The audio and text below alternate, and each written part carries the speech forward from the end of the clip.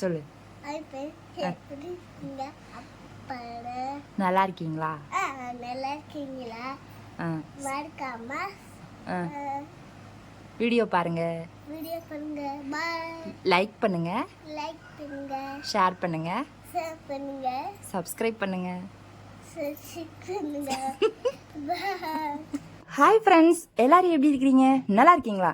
இன்னைக்கு நம்ம பார்க்க போகிற வீடியோ என்னன்னு சொல்லி பார்த்தீங்கன்னா, சப்பாத்திக்கு ஒரு சூப்பரான கிரேவி தான் ரெடி பண்ண போகிறோம். வாங்க எப்படி செய்யலாம்னு சொல்லி பார்க்கலாம். இன்னைக்கு நம்ம சப்பாத்திக்கு என்ன கிரேவி செய்ய போகிறோம்னு சொல்லி பார்த்தீங்கன்னா, காளான் கிரேவி தான் செய்ய போகிறோம். இனிமேல் நம்ம சேனலில் லாங் வீடியோ பார்த்தீங்கன்னா ஒரு நாள் விட்டு ஒரு நாள் வந்து அப்லோட் பண்ணிடுவோம். நீங்கள் ஃப்ரீ டைம் இருக்கும்போது செக் பண்ணி சப்போர்ட் பண்ணுங்கள். இத்தனை நாள் எப்படி ஷார்ட்ஸுக்கு சப்போர்ட் பண்ணீங்களோ அதே மாதிரி என்னோடய லாங் வீடியோவுக்கும் சப்போர்ட் பண்ணுங்கள். ஏன்னா நீங்கள் இல்லாமல் நான் வந்து இல்லை, இப்போ தான் வளர்ந்து வந்துட்டே இருக்கிறேன். உங்களோட சப்போர்ட் வந்து எனக்கு ரொம்ப ரொம்ப முக்கியம். இன்றைக்கி பார்த்தீங்கன்னா சப்பாத்தி காளான் கிரேவி. ஃபஸ்ட்டு வந்து அதுக்கு நான் வந்து ஒரு பாக்கெட் காளான் எடுத்திருக்கேன், 3 பெரிய வெங்காயம், 3 தக்காளி. இந்த 2 பெரிய வெங்காயத்தை வந்து நம்ம வந்து கட் பண்ணி வதக்கிக்கணும். அதுக்கு முன்னாடி வந்து காளானை வந்து நல்லா 1க்கு 2 தடவை வந்து தண்ணியில் வந்து நல்லா கழுவி எடுத்துக்கோங்க. 2 பெரிய வெங்காயத்தை பொடி பொடியாக கட் பண்ணி வச்சுருக்கேன். அதை வந்து பார்த்திங்கன்னா ஃபஸ்ட்டு வந்து வதக்கிக்கலாம். ஒரு வந்து 4 வரமிளகா காரத்துக்கு, அதுக்கப்புறம் ஒரு 10 பல் பூண்டு இஞ்சி சேர்த்தோம்னா வந்து டேஸ்ட் வந்து சூப்பராக இருக்கும். அதுக்கப்புறம் 2 தக்காளி வந்து பொடி பொடியாக கட் பண்ணி வச்சுருக்கிறது, அதையும் வந்து சேர்த்து நல்லா வதக்கிக்கலாம். பொன்னிறமாக வதங்கினதுக்கப்புறமா நம்ம எப்போவுமே குழம்புக்கு சேர்க்குற மாதிரி இந்த மசாலா ஐட்டம் சேர்த்தா தான் வந்து இந்த கிரேவி வந்து சூப்பராக இருக்கும்.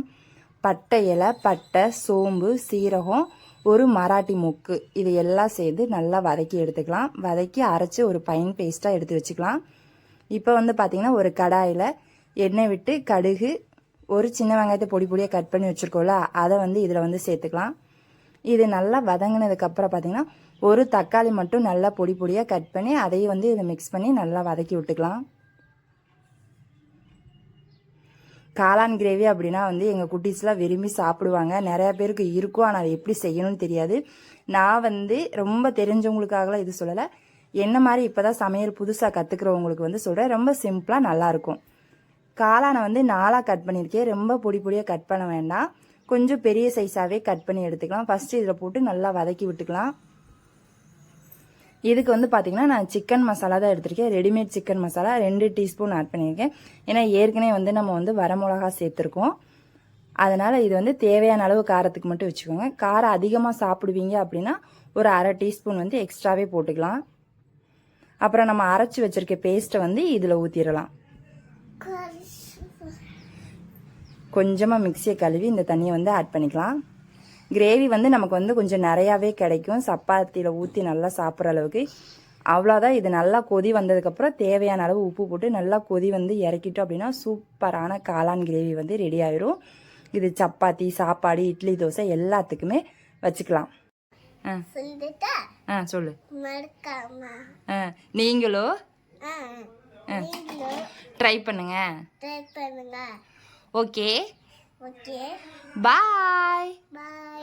கையை காட்டு, பாய் சொல்லு அவங்களுக்கு. பாய் இப்படி சொல்லு, இங்கே பார்த்து சொல்லு, கேமரா.